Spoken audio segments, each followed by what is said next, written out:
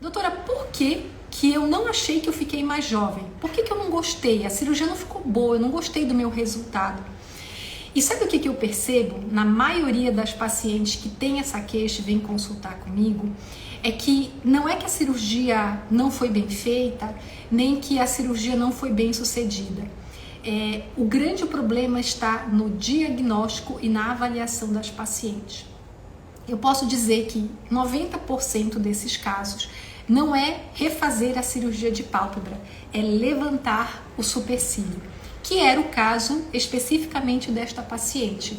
E foi exatamente isso que eu expliquei para ela, que ela não precisava refazer a cirurgia da pálpebra, o que ela precisava era complementar, ela precisava fazer o procedimento que não foi feito da primeira vez, que é levantar o supercílio.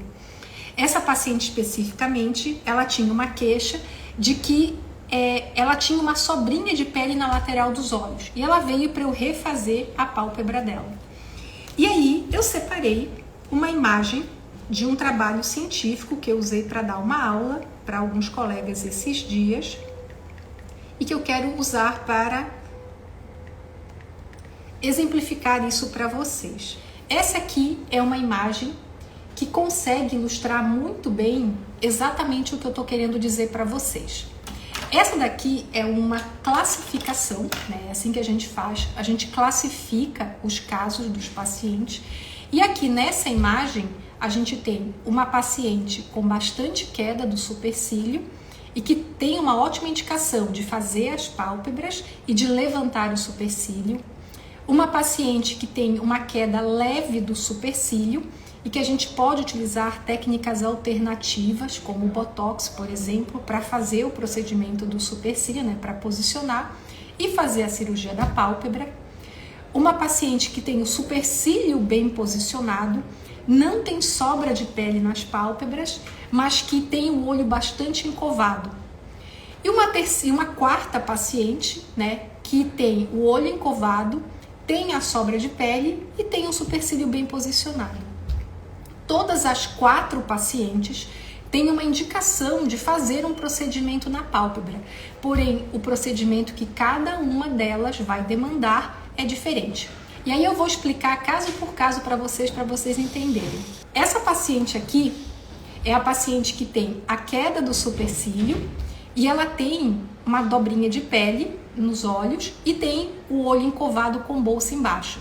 Essa é uma paciente que eu indicaria uma cirurgia por vídeo para elevar as sobrancelhas, faria a pálpebra superior e preencheria gordura na pálpebra inferior para tirar o efeito de encovado. Já esta segunda paciente aqui, ela é uma paciente ótima para fazer a pálpebra superior, enxertar gordura nesse encovamento do olho, né, e enxertar gordura também embaixo.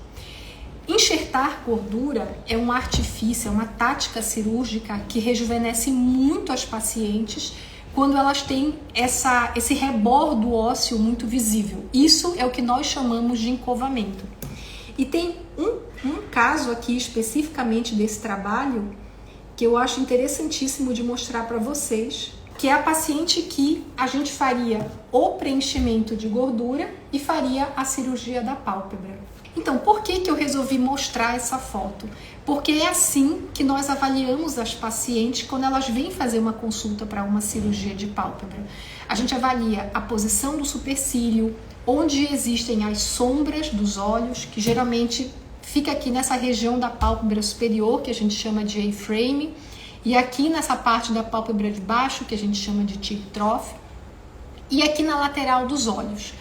Então, a gente avalia isso e vai dizendo, precisa tirar pele na pálpebra de baixo, precisa tirar bolsa na pálpebra de cima, precisa tirar bolsa na pálpebra de baixo, precisa tirar o excesso de pele. Então, cada paciente vai ter um planejamento cirúrgico customizado. Por isso que, às vezes me perguntam, quanto que custa fazer uma blefaroplastia? E eu falo, depende do que você precisa fazer. E vai depender do mix de procedimentos que vão ter que ser agregados. Eu chamo isso de ferramentas, né? Esses são as ferramentas da blefaroplastia híbrida. A gente tem a elevação do supercílio, a gente tem a pálpebra superior, a gente tem a pálpebra inferior, a retirada das bolsas por dentro do olho, que é a transconjuntival, e os enxertos de gordura, que na minha opinião são a cereja do bolo. Fazer hoje, 2023, a gente fazer uma cirurgia de pálpebra e não enxertar gordura é igual você fazer um bolo de chocolate e você não colocar o ganache em cima. Você fica com um bolo que não fica vistoso, que não fica visível. E é exatamente isso que a gordura faz. Ela complementa o seu resultado e ela deixa o paciente mais jovem, mais bonito.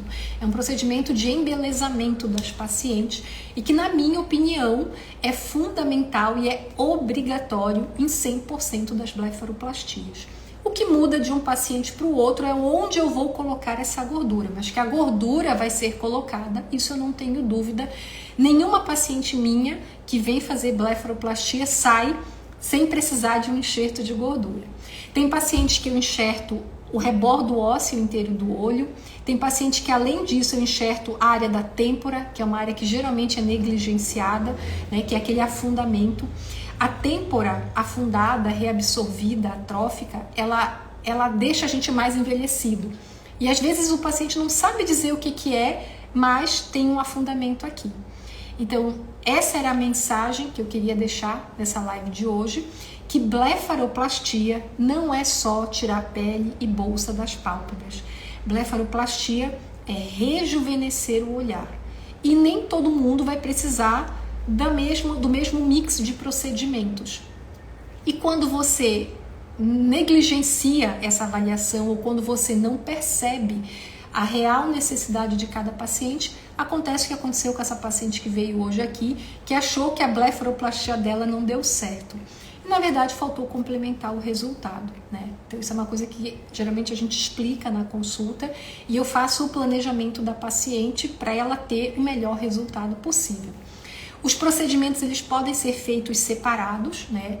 A gente pode fazer só a blefaroplastia híbrida com um enxerto de gordura num tempo cirúrgico e fazer a elevação do supercílio num outro tempo cirúrgico, mas o paciente tem que saber que para o resultado completo ele tem que ter o conjunto dessas cirurgias, desses procedimentos, ok? Um grande beijo e até a semana que vem, uma excelente semana para todo mundo.